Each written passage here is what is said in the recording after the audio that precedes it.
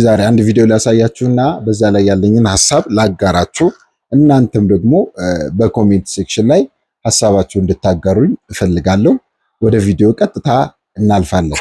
ቤት ውስጥ ስራ ክፍያም ምስጋናም እውቅናም የሌለው የጉልበት ስራ ስለሆነ ያው እንግዲህ ጆርጂናት የምትናገረው የቤት ውስጥ ስራ ምስጋናም እውቅናም ክፍያም የሌለው ስራ ነው ትለናለች። በጣም የሚገርመኝ ብዙ ጊዜ በዚህ ፌሚኒዝም እንቅስቃሴ የሚያካሂዱ ሰዎች በጣም የሚገርማቸው በምን ትመስለዋለህ ካላችሁኝ እንደዚህ እመስላለሁ። በጣም ጣፋጭ ምግብ ቀርቦ በጣም ብዙ ተሰብስባችሁ ልትበሉት ቀርቦ እያለ ነገር ግን ጥንጥዬ መርዝ ጠብ ቢደረግ ምግቡ እኮ ጣፋጭ ነው፣ ደስ ይላል። ስትበሉት ግን ይገላቸዋል። እና እውነት ነው ደሆል እንቅስቃሴው የሆነ ኮንሰፕቱ አሪፍ ይመስላል። የሴቶችን ጥቃት እንቃወም፣ ሴቶች መጠቃት የለባቸውም፣ ሴቶች መደፈር የለባቸውም፣ ሴቶች ግን አንዳንዴ እንደዚህ ጣል የሚያደርጉት መርዝ ደግሞ አለ። ለሴቶች ይጠነቀቃሉ፣ ከጀርባ ደግሞ ሴቶች ትዳራቸውን የሚያፈርሱበትን መርዝ የሆነ ንግግር ይናገራሉ። ብዙ ጊዜ አሁን ብዙ ሰዎች በትዳር ውስጥ ያላችሁ ይህን ንግግር ሰምታችሁ አደራ ትክክል ነው ብላችሁ እንዳትቆጥሩ። ለምን ለኛ ትክክለኛ ነገር እንደሆነ የምናረጋግጠው ለጆሮአችን ስለተመቸ ወይም ጆሮአችንን ስለኮረኮረ ደስ የሚያሰኝ ነገር ለጆሮአችን ደስ የሚያሰኝ ስሜት ስለተሰሙ አይደለም። የእግዚአብሔር ቃል ምን ይላል?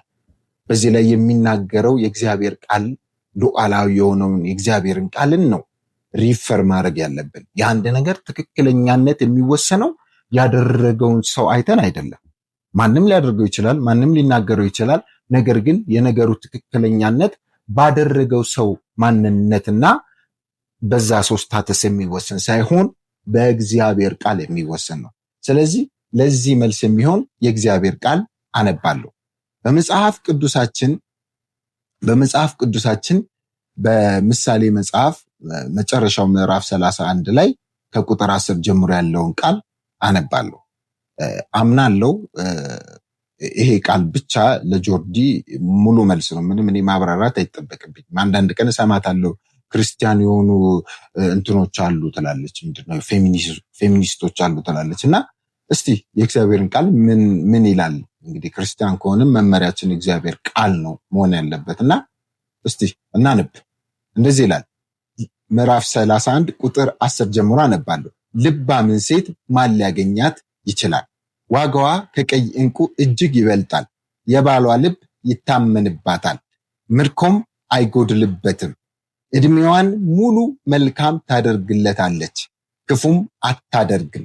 የበግ ጠጉርና የተልባ እግር ትፈልጋለች፣ በእጆቿም ደስ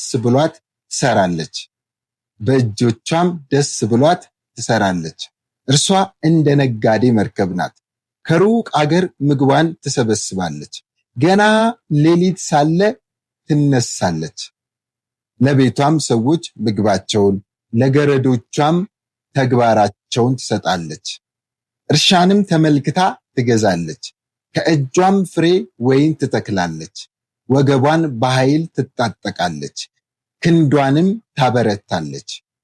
ንግዷ መልካም እንደሆነ ትመለከታለች፣ መብራቷ በሌሊት አይጠፋም። እጇን ወደ አመልማሎ ትዘረጋለች፣ ጣቶቿም እንዝርትን ይይዛሉ። እጇን ወደ ድሃ ትዘረጋለች፣ ወደ ችግረኛም እጇን ትሰዳለች። ለቤቷ ሰዎች ከበረዶ ብርድ የተነሳ አትፈራም። የቤቷ ሰዎች ሁሉ እጥፍ ድርብ የለበሱ ናቸውና።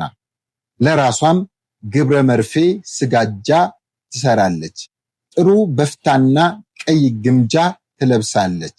ባሏ በአገር ሽማግሌዎች መካከል በሸንጎ በተቀመጠ ጊዜ በበር የታወቀ ይሆናል። የበፍታ ቀሚስ እየሰራች ትሸጣለች፣ ለነጋዴም ድግ ትሸጣለች። ብርታትና ከበሬታ ልብሷ ነው። ብርታትና ከበሬታ ልብሷ ነው።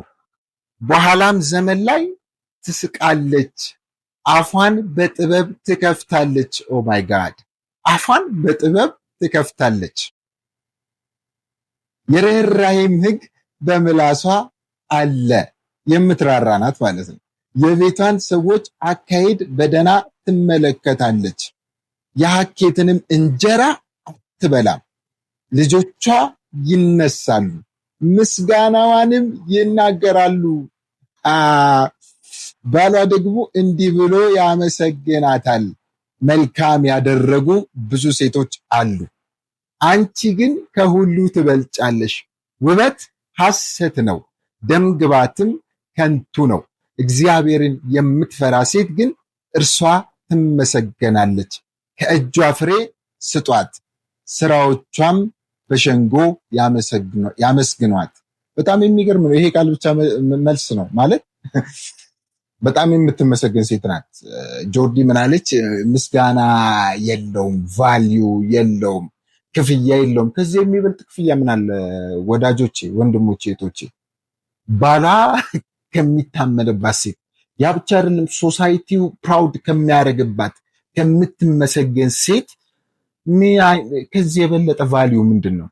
እንግዲህ እቺ ሴት በዛ ዘመን እየሰራች የነበረችው የቤት ስራ ነው። የቤት ስራ ብቻ እንዳይመስል በዚህ በጣም የቢዝነስ ሴት ናት። ቁጭ ብላ ቤት ብቻ የምትሰራ የምትፈትል ናት። በጣም ቦታ እያየች የምትገዛ፣ የእርሻ ቦታ የምትገዛ፣ እንዲህ በጣም ሺዝ ዋይዝ። ቤተሰቦቿን እዛ ቤተሰቦችን እሷ ውስጥ የሚኖሩ ቤተሰቦችን ምን የምትል ናት? አካሄዳቸውን የምታጠና ናት። እና ልጆቿ ፕራውድ ያደርጉባታል፣ ይኮሩባታል። ዛሬ ይህንን መልእክት ንገርሽ። ዝም ብሎ እቶፎንቶ የሆነ የማይጠቅም ንግግር እየሰማሽ ትዳርሽን ሪስክ ውስጥ አትከቺ። ስሪ፣ ጠንክሪ፣ በርቺ፣ ልጆችሽን አሳድጊ። ያ ትልቅ ቫልዩ አለው። ነገ ባልሽ የሚኮራብሽ፣ ነገ ልጆችሽ የሚኮሩብሽ እናትና ባልሽ የሚኮራብሽ ባል ለመሆን ስሪ። ውሸት ነው። ለማንኛውም እወዳችኋለሁ። በኮሜንት ሴክሽን ላይ ያላችሁን ሐሳብ አጋሩኝ። እስከዛው ቸር ዋሉ። ወዳችኋለሁ።